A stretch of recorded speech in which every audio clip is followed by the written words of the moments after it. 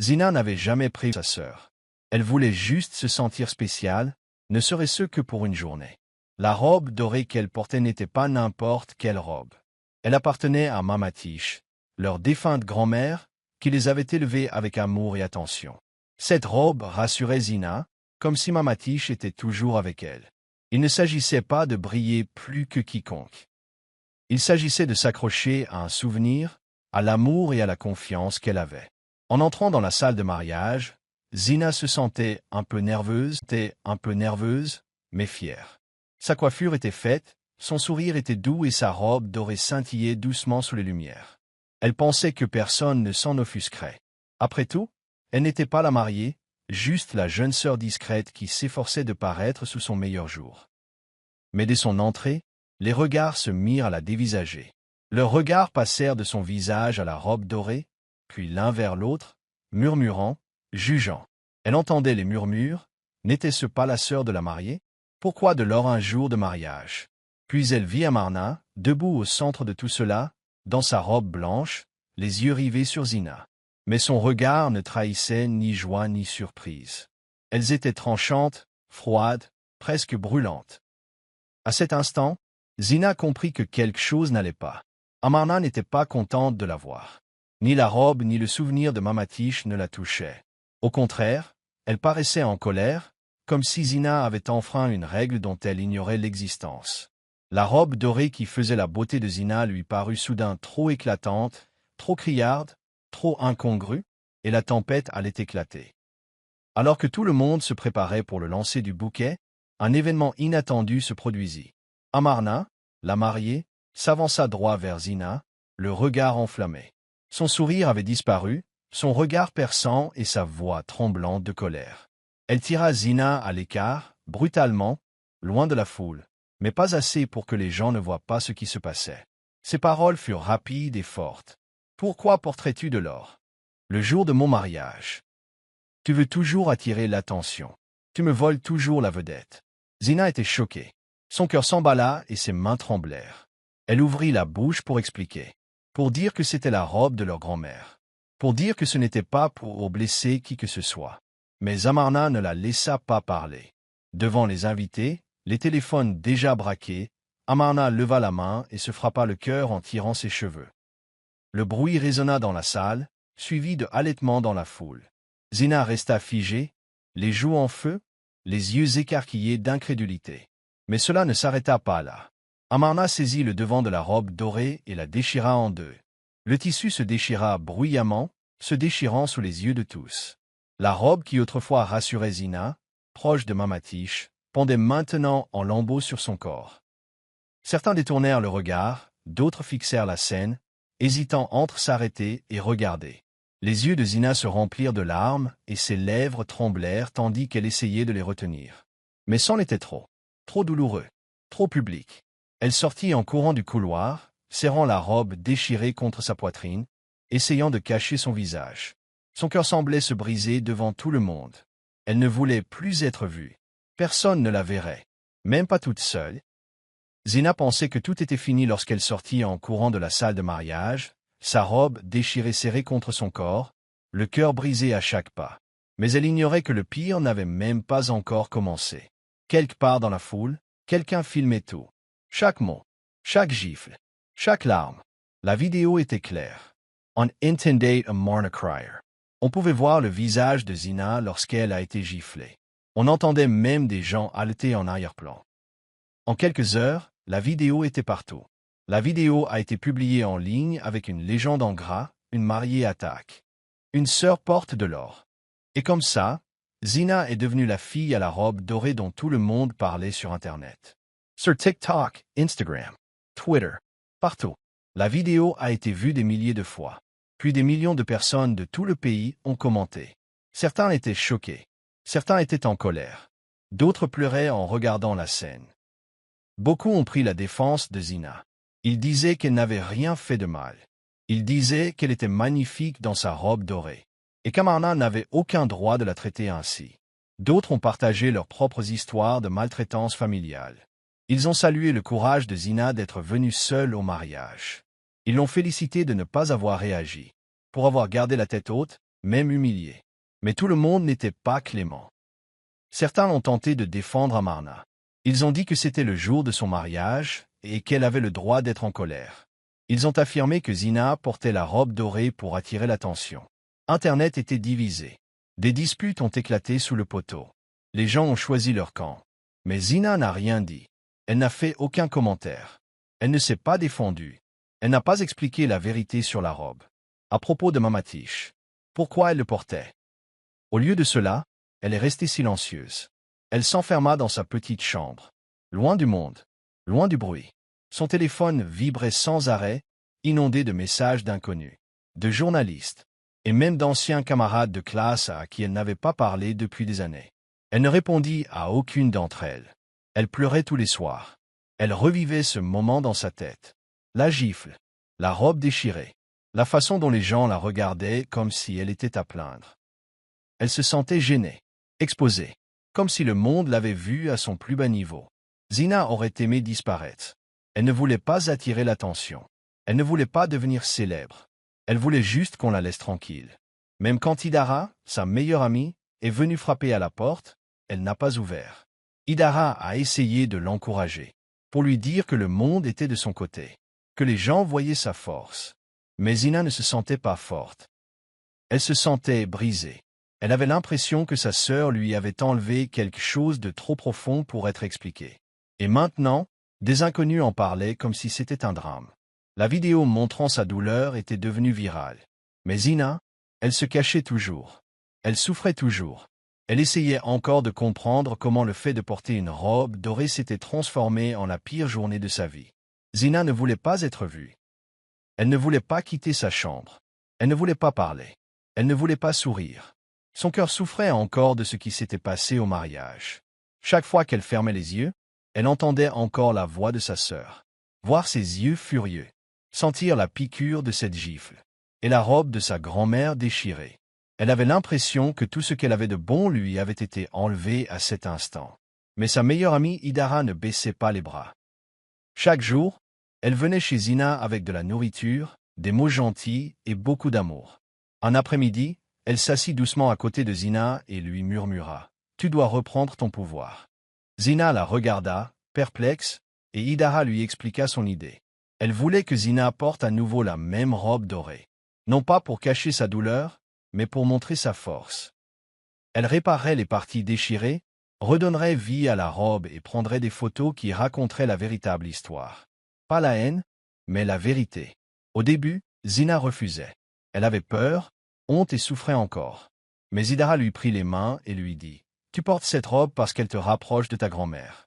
Ne laisse personne te l'enlever. » Lentement, Zina accepta. Elles recousirent la robe, ajoutant quelques touches. De la dentelle ici, une fleur là. Ce n'était pas parfait, mais c'était fort, à son image. Le jour de la séance photo arriva, et Zina se tenait devant l'objectif, vêtue à nouveau de sa robe dorée. Cette fois, elle ne pleura pas. Cette fois, elle était grande, fière et belle. Idara l'a aidée à publier une photo en ligne avec une légende qui a touché tout le monde. J'ai porté de l'or pour ma grand-mère. Non pas pour voler la vedette, mais pour retrouver la force qu'elle m'a laissée. En quelques minutes, les photos ont commencé à attirer l'attention. Des gens du monde entier ont commencé à commenter.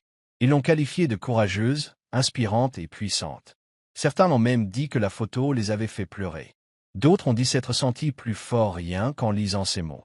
Zina resta assise en silence tandis que les « j'aime » et les commentaires affluaient. Mais cette fois, elle ne se cachait pas. Elle n'avait pas honte. Elle réalisa que sa douleur s'était transformée en quelque chose de puissant. Cette robe déchirée devint son armure. Son histoire devint sa voix. Et en un seul poste, Zina est passée du statut de jeune fille brisée à celui de symbole de force. Tout cela parce qu'elle a choisi de se relever et de porter à nouveau l'or. Zina était assise sur son lit, les yeux rivés sur l'écran de son téléphone. Son cœur battait encore fort suite aux réactions suscitées par sa photo. Elle n'avait jamais vu autant de commentaires gentils. Tant d'amour de la part d'inconnus. On la surnommait reine, survivante, lumière. Elle souriait à travers ses larmes, ressentant quelque chose qu'elle n'avait pas ressenti depuis longtemps.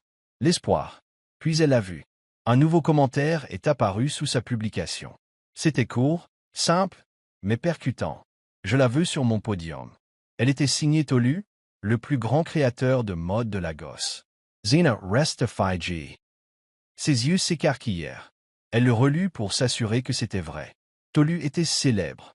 Connu dans tout le Nigeria et même au-delà des frontières, ses créations étaient portées par des célébrités et apparaissaient dans des magazines de mode internationaux. Zina n'en croyait pas ses yeux. Elle hurla et courut voir Idara. Idara sursauta, sous le choc. « Zina, ça y est, c'est ton moment. » Zina ne savait pas quoi dire. Elle était nerveuse. Elle n'avait jamais été mannequin auparavant. Elle ne se sentait pas à sa place sur un podium. Mais Idara sourit et dit « Tu appartiens plus que quiconque. Cette robe dorée, cette force, c'est la mode, c'est de l'art, c'est toi. » 2 jours plus tard, Zina a reçu un message de l'équipe de Tolu. Il souhaitait l'emmener immédiatement à Lagos. Il travaillait sur une nouvelle collection intitulée « Ressurgir des cendres » et il pensait que Zina était la personne idéale pour clôturer le défilé. À son arrivée au studio, tout semblait aller pour le mieux. L'équipe l'a accueilli chaleureusement. On ne lui a pas demandé ses mensurations comme elle s'y attendait. Ils avaient déjà préparé une robe. Elle était dorée, pas la même que celle de sa grand-mère, mais rayonnante de la même magie. Cela coulait comme la lumière et scintillait comme l'espoir. Zina s'y laissa aller. Et à l'instant où elle se regarda dans le miroir, quelque chose en elle changea. Elle a vu le pouvoir. Elle a vu la beauté. Elle s'est vue. La nuit du défilé arriva rapidement. Les lumières étaient vives. La musique était forte. Et la salle était pleine des personnalités les plus influentes du monde de la mode. Mais lorsque Zina a posé le pied sur le podium, tout le reste s'est estompé. Elle marchait lentement, fièrement, le menton relevé, les épaules en arrière. Les gens ont halté. Les téléphones sont sortis. Les appareils photos ont flashé. Ils ne regardaient pas seulement une jolie robe.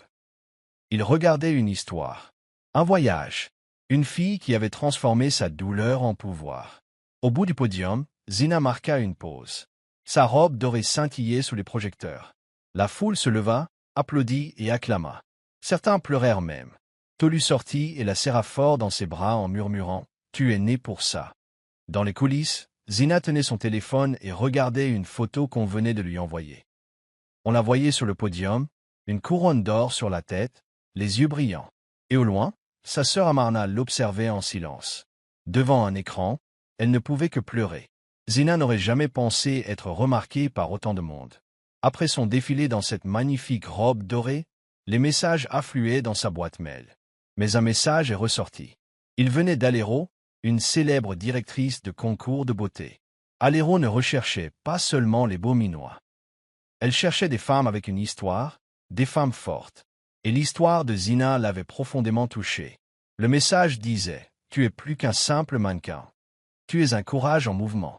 Je veux que tu participes au concours Miss Courage Nigeria. » Au début, Zina était hésitante.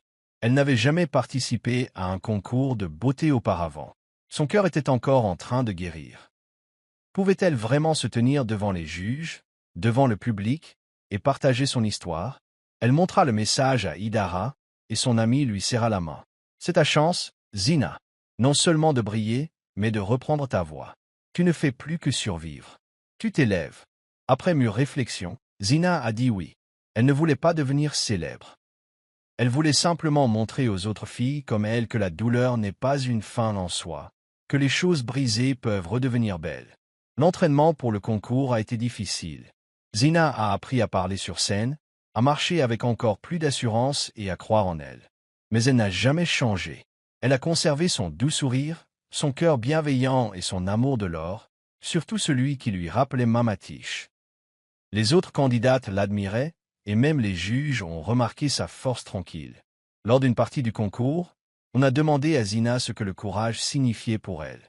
Elle a pris une grande inspiration et a répondu « Le courage, c'est être présent même quand le monde se moque de vous. C'est porter ce qu'on aime, même si quelqu'un le déchire. C'est choisir de s'élever, même après avoir été repoussé. » Ces mots, tout le monde. Beaucoup de personnes dans la salle s'essuyèrent les yeux. Au fil du concours, le soutien à Zina s'est intensifié. Les internautes ont commencé à la surnommer la « fille en or ». Des photos d'elle dans ses tenues de compétition, notamment la robe dorée revisitée, se sont répandues comme une traînée de poudre sur les réseaux sociaux. Elle est devenue plus qu'une simple candidate. Elle est devenue un symbole de guérison, de dignité et d'espoir. Lors de la soirée de finale, Zina s'est distinguée parmi les finalistes. Elle n'avait plus peur. Gagner ou perdre n'avait plus d'importance. Elle avait déjà retrouvé sa voix. La même fille qui avait pleuré dans sa robe déchirée se tenait maintenant fière, l'or brillant sous les projecteurs et une flamme de détermination brûlant dans son cœur. Amana était assise sur son lit, serrant son téléphone contre elle. Les yeux rivés sur l'écran, elle regardait sa sœur Zina défiler sur scène telle une reine. La même Zina qu'elle avait giflée devant tout le monde. La même Zina qu'elle pensait se cacher de honte. Mais non, Zina n'a pas disparu. Elle s'est levée. Elle est devenue plus grande, plus lumineuse et plus belle qu'Amana ne l'avait jamais imaginé. Au début, Amana a ignoré les vidéos et les nouvelles. Elle les parcourut, leva les yeux au ciel et murmura « Les gens oublieront bientôt ». Mais ils ne l'oublièrent pas. Chaque jour, il y avait un nouveau post, une nouvelle photo, un nouveau titre. La jeune fille en or, Zina, le visage du courage, des larmes au triomphe. Ses amis se mirent à parler aussi. « N'est-ce pas ta sœur, la reine de beauté ?» demanda l'une d'elles en lui montrant une photo. « Elle est si gracieuse, tu dois être si fière. » Amana força un sourire. Mais intérieurement, elle avait l'impression que le sol tremblait sous ses pieds. Elle se souvint du jour du mariage. Fina, dévote, silencieuse, vêtue de la robe dorée de Mamatissa. Pas bruyante, ne cherchant pas à attirer l'attention. Juste là, paisible et gentille. Et Amana avait déchiré sa robe, devant tout le monde, par jalousie, par peur. La culpabilité commençait à grandir. Cela pesait lourd sur sa poitrine. La nuit, elle n'arrivait pas à dormir. Elle ouvrait les photos de Zina et les fixait. Sa sœur semblait si forte, si lumineuse. Et Amana, elle, se sentait petite, oubliée et honteuse. Elle essayait de faire semblant d'être heureuse pour elle. Mais chaque publication lui semblait un miroir de sa propre cruauté. Les commentaires n'arrangeaient rien. Les gens louaient Zina pour sa grâce. Certains ont même mentionné la vidéo du mariage. Et dire qu'elle a été si maltraitée par sa propre sœur, a écrit quelqu'un. Amana a éteint son téléphone. Mais le silence accentuait sa culpabilité. Elle se demandait si Zina lui pardonnerait un jour, si elle pourrait un jour se reparler. Mais au fond, elle le savait. Zina n'avait plus besoin d'elle. La petite sœur qu'elle méprisait autrefois était devenue une star. Et Amana ne pouvait plus que regarder de loin. Les lumières étaient vives. La scène était immense. Les caméras tournaient. Zina se tenait droite, vêtue d'une robe dorée scintillante qui flottait comme le soleil. Son cœur battait fort, mais ses mains ne tremblaient pas. Tout autour d'elle, les gens l'observaient. Certains l'acclamaient, d'autres attendaient avec impatience ses paroles. C'était le moment, le concours national, la finale. Une question se posait entre elle et la couronne. Un juge se pencha et demanda « Que dirais-tu à quelqu'un qui essaierait de te briser le cœur ?» La salle s'y tâte. Même l'air semblait immobile. Zina prit en inspiration. Elle repensait à tout. La gifle de sa sœur, la robe déchirée, les jours où elle pleurait seule et les nuits où elle avait failli abandonner. Elle se souvenait des murmures, de la vidéo en ligne, de la douleur. Mais elle se souvenait aussi du soutien de sa meilleure amie, de la séance photo en or, du défilé et de la force qu'elle avait trouvée en elle. Elle regarda la foule et dit doucement « Merci de m'avoir rappelé que je ne pourrais jamais être brisée. » La salle explosa d'applaudissements. Certains se sont levés. D'autres ont essuyé des larmes. Les juges ont hoché la tête, visiblement émus. Ce n'était pas seulement ce qu'elle disait. C'était la façon dont elle le disait. Calme, bienveillante, puissante. Elle n'était ni en colère, ni amère. Elle était libre. Ses paroles étaient empreintes de grâce, pas de vengeance. Sa voix était immobile. Son sourire était sincère. Dans les coulisses, Amana regardait sur un petit écran, les yeux pleins de larmes. Elle savait que ce moment ne la concernait plus. Il concernait Zina. Sa force, son ascension, sa lumière. Zina n'avait pas besoin de crier. Elle n'avait pas besoin d'attaquer. Elle avait déjà remporté la bataille la plus importante, celle qui était en elle. Et maintenant, debout sous les lumières. L'or brillait autour d'elle comme une couronne. Elle a montré au monde à quoi ressemblait le véritable pouvoir. Elle n'a pas riposté par la haine. Elle s'est élevée par l'amour. Le moment tant attendu arriva enfin. Le nom de la gagnante fut appelé Zina. Des acclamations retentissaient dans la salle. Les lumières scintillaient. Les confettis tombaient comme une pluie. La couronne d'or fut délicatement posée sur la tête de Zina, et elle sourit. Mais ce n'était pas seulement de la joie qui se lisait sur son visage. C'était la paix, la force, et quelque chose d'encore plus profond, le pardon. Alors qu'elle se tenait sur cette grande scène, plus rayonnante que jamais, son regard scrutait la foule. Et puis, elle la vit. Amena, sa sœur. Elle se cachait discrètement au fond de la pièce. Le visage baigné de larmes. Son corps tremblait sous les sanglots silencieux. Elle ne s'attendait pas à ce que Zina gagne. Elle ne s'attendait pas à ce que Zina s'élève aussi haut. Et maintenant, en la voyant porter la couronne qui aurait pu être la sienne, quelque chose en elle se brisa. Non pas par jalousie, mais par culpabilité. Après le spectacle, tandis que les gens prenaient des photos et célébraient, Zina a traversé la foule. Elle est passée devant les fans, passé la presse, passé les gyrophares. Elle s'arrêta juste devant Amana. Aucune caméra ne suivait. Personne d'autre ne regardait. Juste les deux sœurs. Autrefois brisées, elles se retrouvaient face à face. Zina fouilla dans sa poche et en sortit un petit morceau de tissu doré. Il provenait de la robe déchirée par Amana. Mais maintenant, il avait été cousu en forme de cœur. Zina le tendit et dit doucement, « Plus de guerre ». Les lèvres d'Amana tremblèrent. Elle regarda le petit cœur dans la main de Zina, puis de nouveau les yeux de sa sœur. Zina sourit et ajouta, « Nous méritons toutes les deux la guérison. » Des larmes coulaient sur les joues d'Amana. Elle prit le cœur d'or d'une main tremblante. Elle ne pouvait pas parler, mais elle n'en avait pas besoin. Ce petit morceau de tissu portait des années de douleur, de pardon et d'amour. Et ainsi, deux cœurs brisés ont commencé à guérir. Le voyage de Zina ne s'est pas arrêté à la couronne. Ce n'était que le début. Elle a pris tout ce qu'elle avait appris. La douleur, la trahison, le triomphe. Et elle en a fait quelque chose de plus grand qu'elle. Zina a lancé sa propre ligne de vêtements, baptisée Golden Scar. Chaque pièce était plus qu'un simple tissu, c'était un symbole de résilience. Les créations étaient audacieuses, élégantes et puissantes, à l'image des femmes pour lesquelles elles étaient conçues, des femmes qui avaient surmonté des épreuves, ceux qui avaient été renversés, mais qui avaient refusé d'y rester. Ils portaient leurs cicatrices comme de l'or, transformant leur douleur en pouvoir. Les cicatrices dorées étaient devenues plus qu'une marque. C'est devenu un mouvement. Le nom de Zina s'est répandu dans tout le pays, non seulement parce qu'elle était belle, mais aussi parce qu'elle était courageuse. Elle a eu le courage de pardonner, de s'élever au-dessus des autres et de briller sans s'excuser. Elle est devenue une icône, non pas pour son apparence, mais pour la façon dont elle a inspiré les autres à trouver leur propre force, à embrasser leur histoire et à porter fièrement leurs difficultés. On l'admirait, non pas parce qu'elle avait la vie facile, mais parce qu'elle avait choisi de persévérer, même lorsque la vie tentait de la briser.